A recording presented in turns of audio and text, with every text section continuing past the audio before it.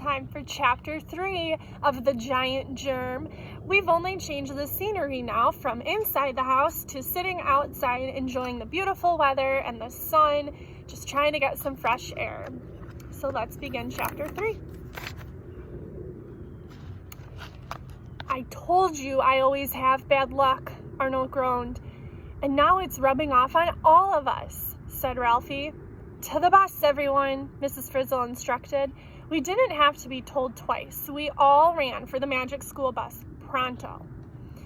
As I scrambled in, a dark shadow fell over us. I looked out the window and saw the gigantic sole of a girl's sneaker right above the bus. No! I cried. I waited for the sneaker to come crashing down on us, but at the last second, the girl paused. What's this doing on the ground? She murmured. Everyone cheered as the fourth grader picked up my sandwich and tossed it into her bag. I guess your luck is changing for the better, Arnold, I said. Boy, was I wrong. A few moments later, we're all bouncing around inside the magic school bus as the gigantic fourth grader emptied the scrap food from her bag into the compost bin. Yuck, said Phoebe. She pointed at bits of crumbs, orange peel, and dead leaves that were crumbled against the windows of the bus. We were never thrown in with the trash at my old school. This might look like trash to you, but it's microbes. It's a feast, said Mrs. Frizz. You mean microbes are eating food in this compost bin the same way they're eating my bread? I asked. That's right. Take a look. Mrs. Frizzle touched a button on the dashboard, and the bus got a little bigger. We were still pretty small, but now we could see a little farther over the tops of fungi, like the ones on my bread. It's micromania out there, Arnold said. He wasn't kidding either. All around us were colonies of fungi and plenty of other microbes too. We saw the same kinds of creatures we'd seen floating in the air. Balls, rods, and spirals. Over here, millions of each kind were all piled together. Those are bacteria, Mrs. Frizzle told us. Just like fungi, they need to be around plant or animal matter that they can use for food. Hundreds of different kinds of microbes are at work here, producing enzymes that break down old food and plants into food the microbes can absorb. That means microbes are making big changes to their environment, DA added. After the enzymes do their work, all this stuff turns into humus and carbon dioxide gas. Mrs. Frizzle steered the magic bus across the food, leaves, and branches in the compost bin. It was like a gigantic jungle. Microbes were plastered all over everything. Fungi and bacteria were producing enzymes that made old food and leaves and branches decay. As everything rotted, we could see the carbon dioxide gas bubble up into the air. But that wasn't all. We could also see waves of heat rising off the compost. Why is it so hot here? Ralphie asked, wiping his eyebrows. I'm sweating. It takes a lot of energy to turn all this scrap food and grass and leaves into fresh earth and carbon dioxide gas. The microbes are working so hard they actually make the compost heat up, Mrs. Frizzle explained.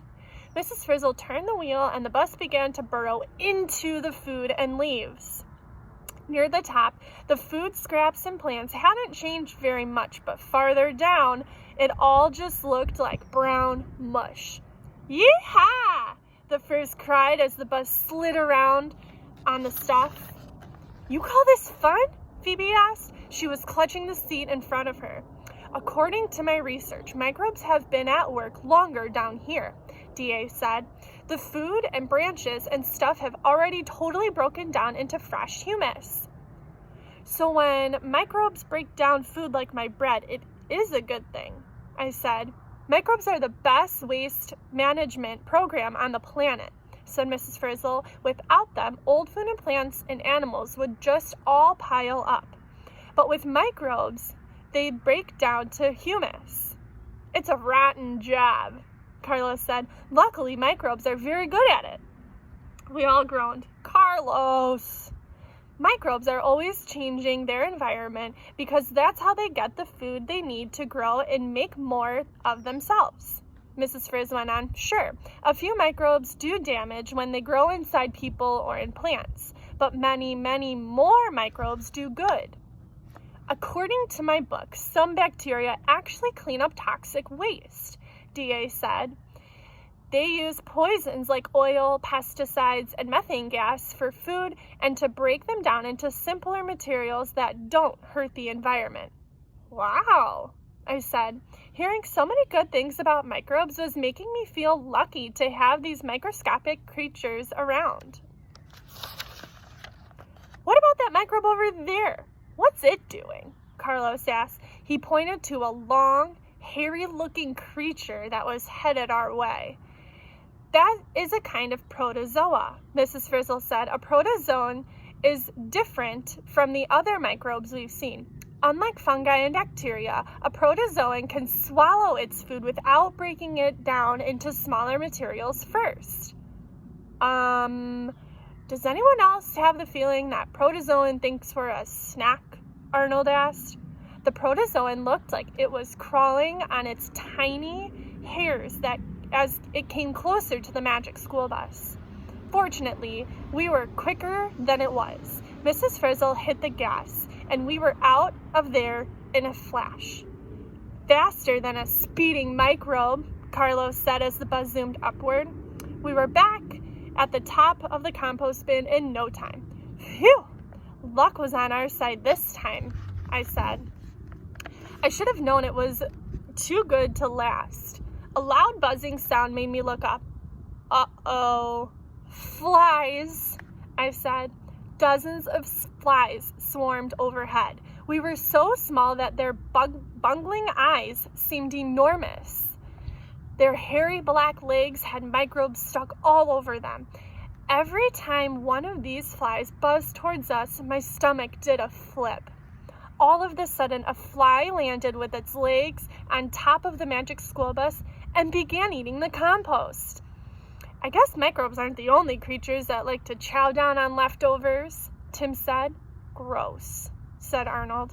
But that wasn't nearly as gross as what happened when the fly flew off. We were stuck to the fly's foot, Phoebe cried. As the fly buzzed up into the air, the magic school bus with all of us inside of it went with it.